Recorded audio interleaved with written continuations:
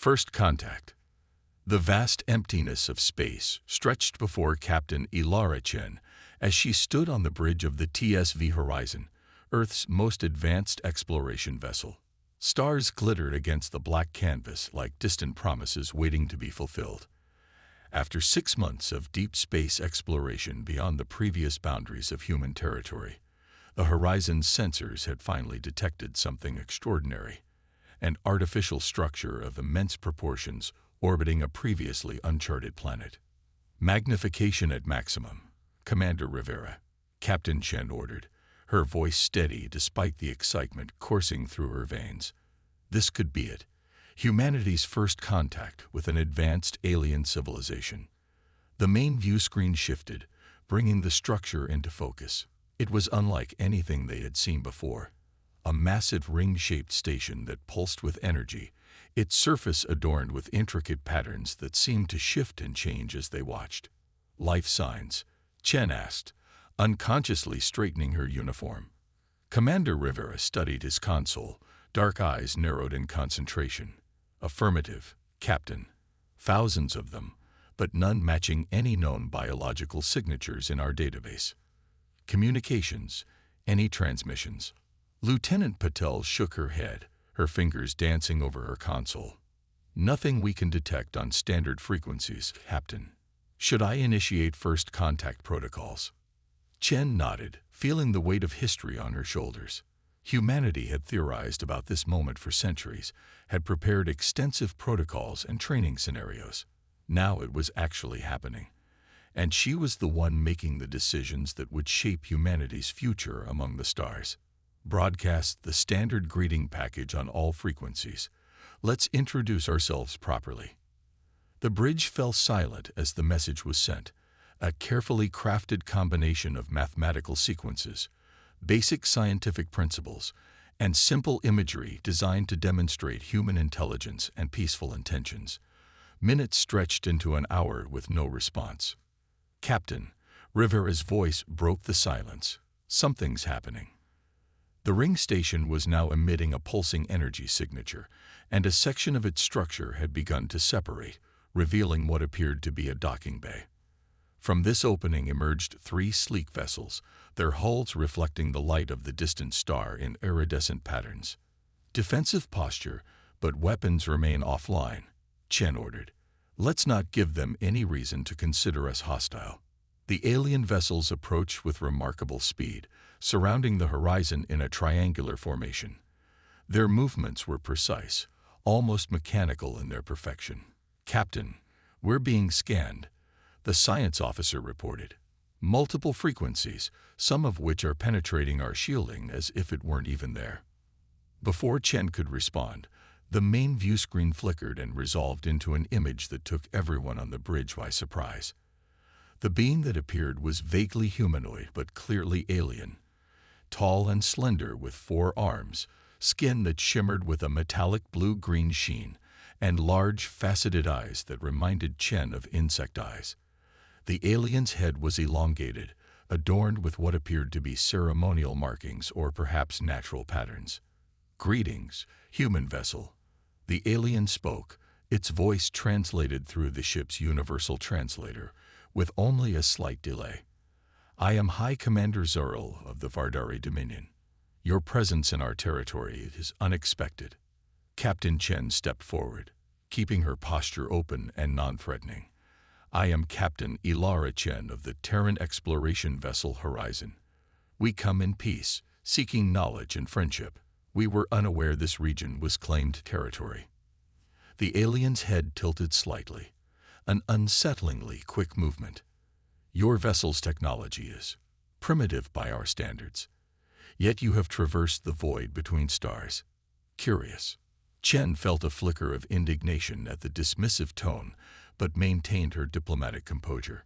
We are a young spacefaring species, eager to learn and grow. We hope for peaceful exchange with the Vardari. A young species indeed, Zerl replied, the translated voice carrying a hint of amusement.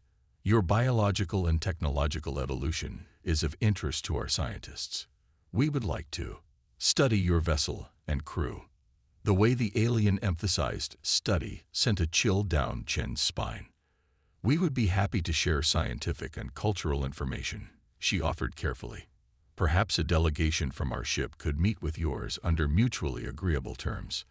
"That will not be necessary," Zarl responded. "Your ship will be brought to our station. Your crew will be cataloged and examined. Your technology will be analyzed. This is a great honor. Few species are deemed worthy of Vardari attention." The bridge crew exchanged alarmed glances. This wasn't a request. It was a statement of intent. "Commander Zarl," Chen said firmly, "while we appreciate your interest, we must insist on maintaining autonomy of our vessel. Perhaps we could establish a communication protocol to—" "Your insistence is noted but irrelevant," Zarl interrupted. "Your propulsion systems are now being neutralized. Please prepare your crew for transfer." The view screen went dark, and immediately the ship shuddered. "Captain, they're using some kind of tractor technology," Rivera reported urgently. "Our engines are being systematically powered down. Nothing in our defensive protocols is countering it." Chen's mind raced. They were outmatched technologically, but humans had never relied solely on technological superiority. History was filled with examples of human ingenuity overcoming overwhelming odds. "Dr. Nakamura," she called to the ship's chief scientist, "could we use the experimental quantum field generator to disrupt their tractor beam?" Nakamura's eyes widened. "It's untested for this application, Captain. The field was designed for subspace communications, not as a defensive measure." "Theory." "In theory," he said, fingers already working on his console, "if we invert the field and pulse it at varying frequencies, we might create enough quantum interference to break their lock. But it would require precise timing and could potentially damage our own systems." Risk assessment. 70% chance of disrupting their beam. 60% chance of damaging our secondary power systems. Better than being captured. Chen nodded. "Do it." The next few minutes were a flurry of activity as Nakamura and his team reconfigured the experimental system. The horizon continued to be pulled inexorably toward the ring station, the alien vessels maintaining their perfect formation around them. "Ready, Captain," Nakamura finally reported. "But we'll only get one attempt before they adapt." "Engineering, reroute all non-essential power to the quantum field generator," Chen ordered. "Communications, prepare a focused EMP burst to coincide with the field disruption. Let's give them a double surprise." The crew worked with practiced efficiency, each person anticipating the needs of others in a display of human teamwork that had evolved over millennia of facing challenges together. "On my mark," Chen said, watching as they approached the docking bay. 3, 2, 1. Execute. The ship pulsed with energy as the quantum field generator activated, creating a rippling distortion that spread outward from the horizon. Simultaneously, a focused electromagnetic pulse shot toward the nearest Vardari vessel. The effect was immediate and more dramatic than they had hoped. The tractor beam flickered and failed, while the targeted Vardari ship spun out of formation, its systems momentarily confused by the unexpected combination of attacks. "Secondary power systems failing," Rivera reported. "But we're free of the tractor beam." "Helm, evasive maneuvers pattern Delta," Chen commanded. "Get us out of their formation." "Nakamura, can you adapt our shields based on what we've learned about their scanning technology?" "Already on it, Captain," the scientist replied without looking up from his work. "Their scanning frequencies gave us valuable data. I'm reconfiguring our deflectors to create a dispersal field that should make us harder to target." The horizon twisted and turned in space with an agility that seemed to surprise the Vardari vessels. Their perfect formation broke as they attempted to recapture the human ship, but the horizon's erratic movement patterns, designed to mimic the unpredictability of Earth's ocean currents, made it difficult for their more rigid systems to anticipate. "They're powering up energy weapons," Rivera warned. "Full power to the modified shields," Chen ordered.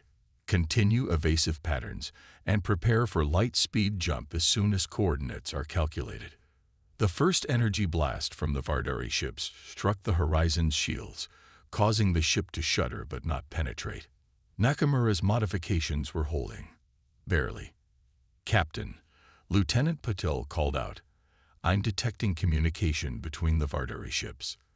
They seem confused by our response. I don't think they expected resistance." Chen allowed herself a grim smile. Humanity's greatest strength has always been exceeding expectations. Let's show them what else we can do. Tactical, prepare to release our sensor drones. Maximum dispersal pattern. The Horizon released a cloud of small, autonomous drones that immediately began broadcasting conflicting sensor signatures, creating multiple phantom images of the ship on Vardari scanners. It was an old human naval tactic updated for space warfare, creating false targets to confuse enemy targeting systems. "Jump coordinates calculated," the navigation officer announced. "Execute jump," Chen ordered. The stars stretched into lines as the Horizon leaped into hyperspace, leaving the Vardari vessels behind, their perfect formation now in disarray. Once they were safely away, Chen addressed her crew. "Well done, everyone. We've just had our first contact with an advanced alien civilization, and while it wasn't the peaceful exchange we hoped for, we've learned something valuable. Technological superiority isn't everything. Adaptability, creativity, teamwork, these human traits just saved our ship." She looked around at the determined faces of her crew. "Now let's analyze everything we've learned about the Vardari. Next time we meet, we'll be better prepared." As the Horizon sped through hyperspace, carrying news of first contact back to Earth, Captain Chen couldn't help but feel a sense of pride. Humanity had faced its first extraterrestrial challenge, and despite being technologically outmatched, had proven themselves worthy adversaries. The Vardari had underestimated humans, as so many others had throughout human history. It was a mistake they likely wouldn't make again. But neither would humanity enter future encounters naively. The galaxy was clearly filled with wonders and dangers beyond their imagination, and they would need all their human ingenuity to navigate it successfully. The diplomatic dance. 3 months after the Horizon's encounter with the Vardari, Captain Ilara Chen found herself standing in an enormous dome chamber unlike anything she had ever seen. The collective council hall stretched hundreds of meters in every direction, its ceiling a perfect recreation of the galaxy itself, stars, and nebulas slowly rotating in real-time mapping. Around her stood representatives from 17 different spacefaring civilizations, gathered in ascending rings of delegation pods. The collective, as Chen had learned, was a loose alliance of species that had been sharing technology, resources, and cultural knowledge for over a millennium. The Vardari were merely one member, albeit a powerful one, and their unauthorized attempt to capture a human vessel had caused significant diplomatic ripples. "The chair recognizes High Counselor Thez of the Mibari Confederation," announced the central eye that served as the Council's neutral facilitator. A being that resembled a cross between an earth octopus and a gazelle floated to the center of the chamber, its translucent skin glowing with bioluminescent patterns that Chen had been told were indicators of emotional state. Currently, they pulsed in what her cultural briefing had described as concerned deliberation. "Esteemed colleagues," this began, voice translated simultaneously into the native languages of all present, "the matter before us is unprecedented.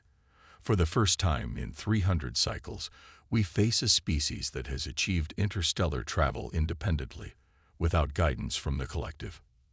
Murmurs rippled through the chamber as various species communicated their surprise or skepticism in ways unique to their biology. Some released pheromones, others exchanged subsonic vibrations, and still others engaged in rapid color changes across their bodies. The Vardari delegation's unilateral action in attempting to contain and study these humans violated our non-interference protocols for emerging species. This continued. Yet the humans' response, escaping using improvised countermeasures against significantly superior technology, suggests they are not typical emerging species. They demonstrate unusual adaptability and unconventional problem-solving. From her position at the human delegation pod, Chen observed the Vardari representatives across the chamber. Unlike Zeril, who had first contacted the Horizon, these were clearly political figures rather than military commanders. Their posture conveyed what she interpreted as irritation, perhaps even embarrassment. The Vardari acted with the collective's best interests in mind, countered the Vardari speaker, rising on spindly limbs.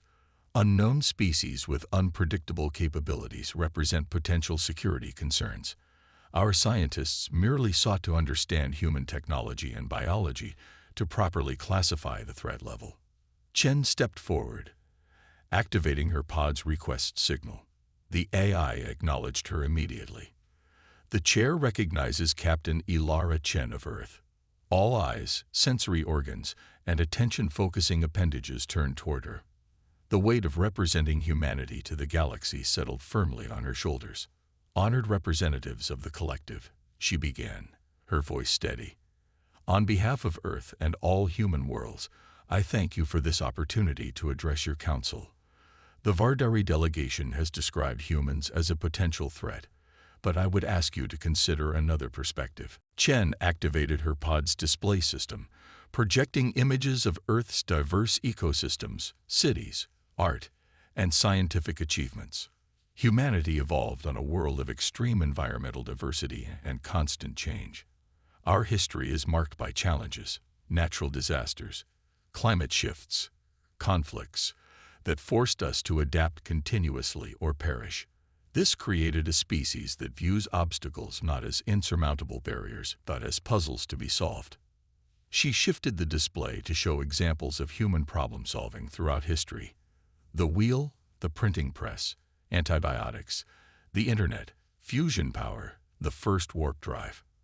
Our technological development has been nonlinear because humans excel at conceptual leaps and cross-disciplinary innovation.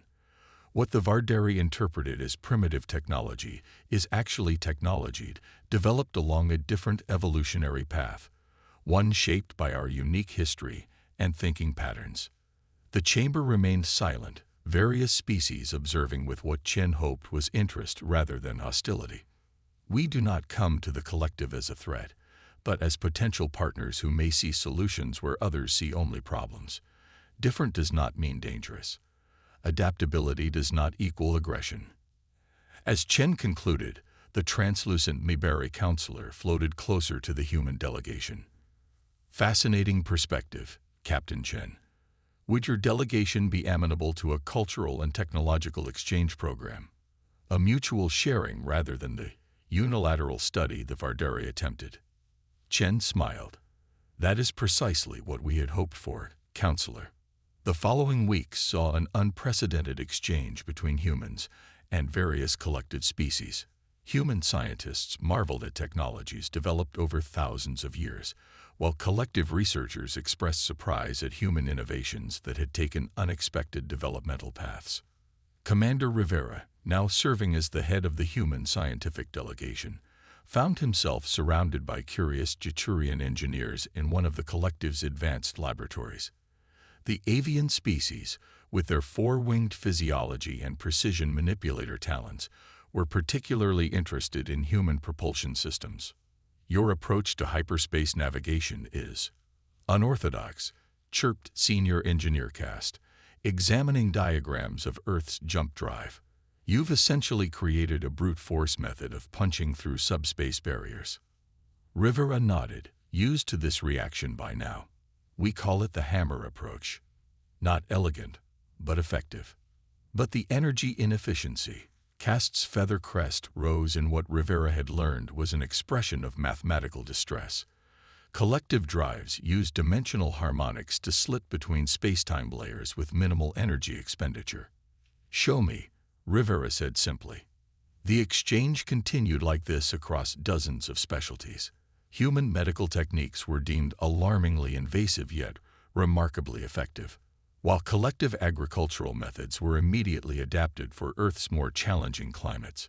Human art and music caused sensory overload in some species, but profound emotional responses in others. Captain Chen, meanwhile, found herself increasingly involved in diplomatic negotiations. The collective council was divided on how to formally classify humanity within their organizational structure. Some argued that humans should undergo the standard century-long probationary period for new species, while others pointed to humanity's demonstrated capabilities as evidence that such restrictions would be both unnecessary and potentially counterproductive. The protocols exist for good reason, insisted Ambassador Vexer of the Shailan Directorate, a crystalline being who communicated through modulated light pulses. All species benefit from gradual integration. Humans must learn our ways before full participation. With respect, Ambassador, Chen countered, your protocols were designed for species with traditional developmental patterns. Humanity's rapid adaptation capabilities mean we're already implementing technologies and concepts shared just weeks ago. Creating artificial barriers would only generate frustration and mistrust. As these discussions continued, Chen couldn't shake the feeling that something was happening behind the scenes. Several times, she noticed Vardari representatives in closed conversations with members of more conservative collective factions. The universal translators provided to the human delegation occasionally picked up fragments about unpredictability concerns and evolutionary instability. Her suspicions were confirmed when Dr. Nakamura requested an urgent private meeting. Captain, he said as soon as they were alone in the secure human delegation quarters, I've been analyzing access patterns to our shared technological database. Someone has been systematically studying all our adaptive systems, particularly our cybersecurity protocols, emergency response algorithms, and our improvised defense techniques from the Horizon incident. Chen frowned. Could it be legitimate research interest? The access patterns suggest otherwise. They're specifically focusing on understanding how humans respond to threats and system failures. And there's more. I've detected subtle probes against our delegation's private communications network. Someone is testing our defenses. The Vardari. Nakamura nodded. The digital signatures match their programming architecture. But they're being careful, routing through other species systems to maintain deniability. Chen considered this information carefully. Direct accusation without irrefutable proof would damage the diplomatic progress they'd made. Yet ignoring a potential threat would be irresponsible. Implement our adaptive security protocols, she decided. The ones that appear to have vulnerabilities but actually serve as honeypots to track intruders. And prepare a briefing for our entire delegation, coded in the Earth history analogies we developed. Let's make sure everyone understands the situation without alerting our potential adversaries. Within days, the human delegation had subtly shifted their approach to interactions with the collective. They continued sharing technology and culture openly, but began implementing contingency plans. Each human carried emergency response packages. Their communications adopted rotating encryption standards. And most importantly, they started building alliances with species who seemed most open to human perspectives. The Minbari became particularly strong advocates, fascinated by human artistic expression and emotional complexity. The Trilaxian engineers found kindred spirits in human inventors who approached problems from unconventional angles. Even the reclusive Norva, a fungal hive mind species rarely seen at council functions, began regular philosophical exchanges with human ethicists. While the diplomatic dance continued on the surface, Chen and her team were preparing for whatever the Vardari might be planning. They didn't have to wait long for answers. During a major collective symposium on interspecies medical protocols, alarms suddenly blared throughout the station. The central AS voice echoed with an unfamiliar urgency. Critical system failure detected. Atmospheric regulation compromised. Station-wide containment protocols initiating in 3 minutes. Panic immediately erupted among many delegations, their carefully maintained diplomatic composure crumbling in the face of potential disaster. The station's atmospheric systems were vital for maintaining the diverse environmental needs of 17 different species. Failure meant certain death for many. Chen's communicator vibrated with an encrypted message from Nakamura. Vardari signature detected in system intrusion. This is deliberate. She immediately activated the emergency response protocol they had prepared. Attention human delegation. Operation Oxygen Garden is now active. Implementation teams to your assigned sectors. As confusion spread throughout the symposium hall, the human delegation moved with practiced precision. They had anticipated something like this. Not the specific threat, but the general approach of creating a crisis that would expose human behavior under pressure. What the Vardari and their allies didn't understand was that crisis response was where humanity's adaptability truly shined. Proving ground. Chaos engulfed the collective station as environmental alarms blared and emergency containment doors began closing throughout the structure. Species with incompatible atmospheric requirements rushed toward their designated safe zones, many pushed by instinctual panic rather than orderly protocols. In the central operations hub, collective engineers frantically worked to isolate the system failure. Screens displayed cascading errors across atmospheric regulation networks, life support backups failing in sequence, and safety protocols being mysteriously overridden. The system is rejecting all standard recovery algorithms, reported Chief Engineer Dozix, a Trilaxian whose 6 limbs moved across multiple interfaces simultaneously. It's as if someone has introduced a self-evolving corruption program designed specifically to counter our security measures. High Counselor Thez of the Mibari floated nearby, bioluminescent patterns flashing in distress patterns. How long until critical atmospheric failure? At current degradation rates, mixed species areas will become uninhabitable within 48 minutes. Species-specific zones will follow within 2 hours as backup systems fail. Evacuation. Docking systems are similarly compromised. Escape pods are functional but insufficient for complete evacuation. We would need to prioritize. Dozix's voice trailed off, the implication clear and uncomfortable. Meanwhile, Captain Chen had established a human command center in one of the station's auxiliary research labs. Dr. Nakamura worked with a team of human cybersecurity specialists, while Commander Rivera coordinated with engineering personnel. On one wall, a holographic display showed the station's schematics with failing systems highlighted in red, a rapidly spreading crimson infection. The attack signature is definitely Vardari, Nakamura confirmed, but it's unusually sophisticated. They've created a cascading failure system that predicts and counters standard collective security protocols. They studied us, so we studied them, Chen replied grimly.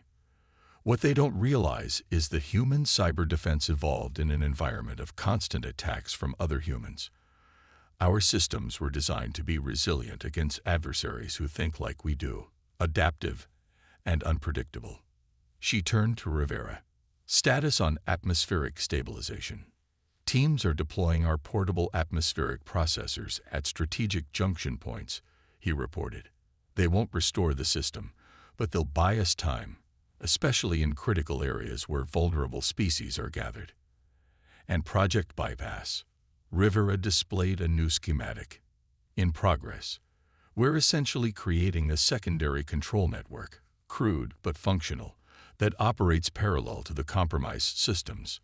It won't have the sophistication of the original, but it doesn't need to. It just needs to maintain basic life support until we can purge the corruption. Chen nodded. Good. Now we need to bring in allies. Through the emergency communication system they'd established, Chen reached out to the representatives of species that had shown the greatest affinity for human perspectives. The Mibari, Trilaxians, and several others had already seen value in the human capacity for improvisation and lateral thinking. Now that capability would be put to the ultimate test. This isn't a random system failure, Chen explained to the gathered representatives. Our analysis indicates a deliberate attack, likely orchestrated by elements within the Vardari delegation to test human crisis response. A serious accusation, noted the Trilaxian representative, his exoskeleton clicking with concern, though it would explain the unusual nature of the system corruption.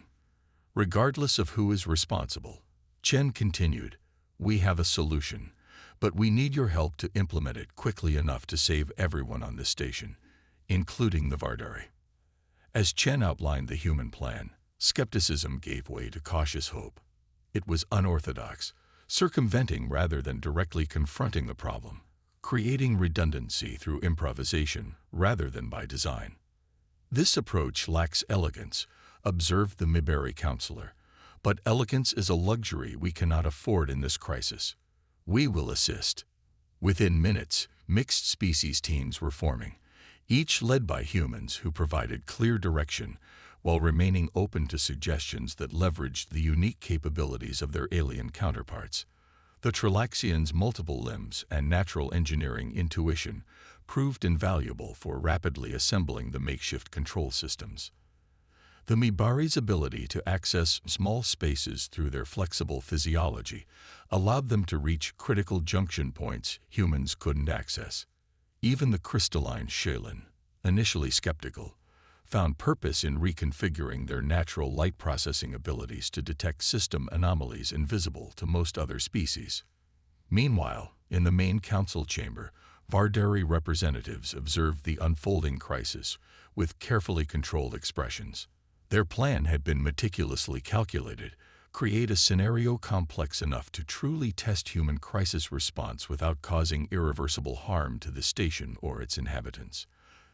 The emergency systems would ultimately have prevented total catastrophe, but not before human behavior under extreme stress could be thoroughly documented. What they hadn't anticipated was the speed and nature of the human response. Instead of attempting to combat the corruption program directly, a battle they would have lost against the sophisticated Vardarii, the humans had simply built a temporary replacement around it.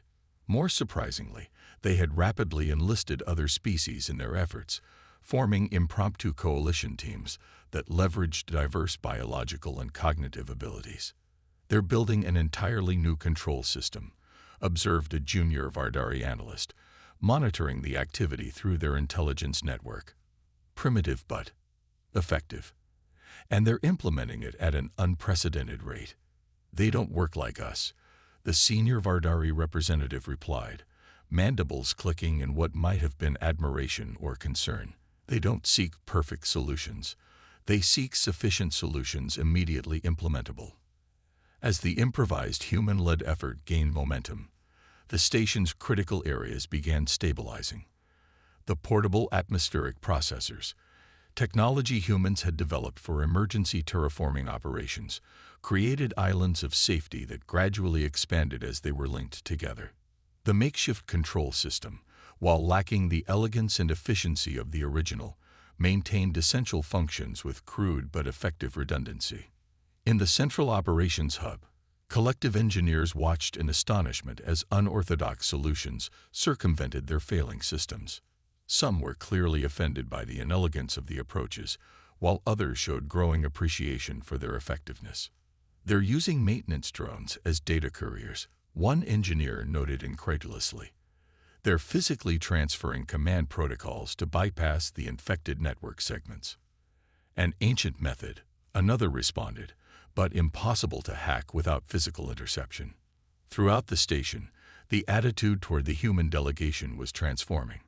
Species that had viewed humans as primitive or potentially dangerous now witnessed firsthand the advantages of their crisis-oriented evolution. The ability to rapidly improvise, to create functional solutions from available materials, to organize diverse teams around immediate objectives. These human traits were proving their value in ways no technological comparison could have demonstrated. 3 hours after the crisis began, the station had stabilized. The original systems remained compromised, but the human-designed bypass network maintained all essential functions. Emergency teams moved through the station, assisting species with specialized environmental needs and repairing damage from the initial atmospheric fluctuations. In the council chamber, Captain Chen faced the assembled representatives. The atmosphere was markedly different from previous sessions. Tension remained, but there was also newfound respect in the postures and communication patterns of many species. "The immediate crisis has passed," she reported. "Our cybersecurity specialists have also identified the source of the system corruption and have isolated it to prevent further spread. With your permission, we're ready to begin purging the compromised systems and restoring original functionality. High Counselor Thez's bioluminescent patterns pulsed in what Chen had learned to recognize as the Mibari equivalent of solemn acknowledgement. Captain Chen, the collective owes you and your species a debt of gratitude. Your unconventional methods have saved countless lives today. The counselor turned toward the Vardari delegation, patterns shifting to indicate formal accusation. Our investigation has confirmed that the system corruption originated from Vardari security protocols. We await your explanation. The senior Vardari representative rose slowly, his forearms positioned in a formal gesture of acknowledgement. The collective has integrated new species for millennia, always following established protocols for evaluation and gradual introduction. Humans represent something we have not encountered before, a species whose primary evolutionary advantage is adaptation itself. We deemed it necessary to observe human crisis response directly, to understand whether such unpredictable capabilities represent a threat to collective stability.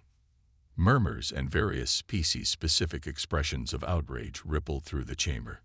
You endangered the entire station, accused of Trilaxian representative. The test was designed with safeguards. The Vardari insisted. The situation would never have progressed to irreversible harm, but we needed to observe genuine human response to crisis, not merely their technological specifications or diplomatic assurances. Chen stepped forward, her expression controlled but intense. And what have you observed, Representative? What has this dangerous test revealed about humanity?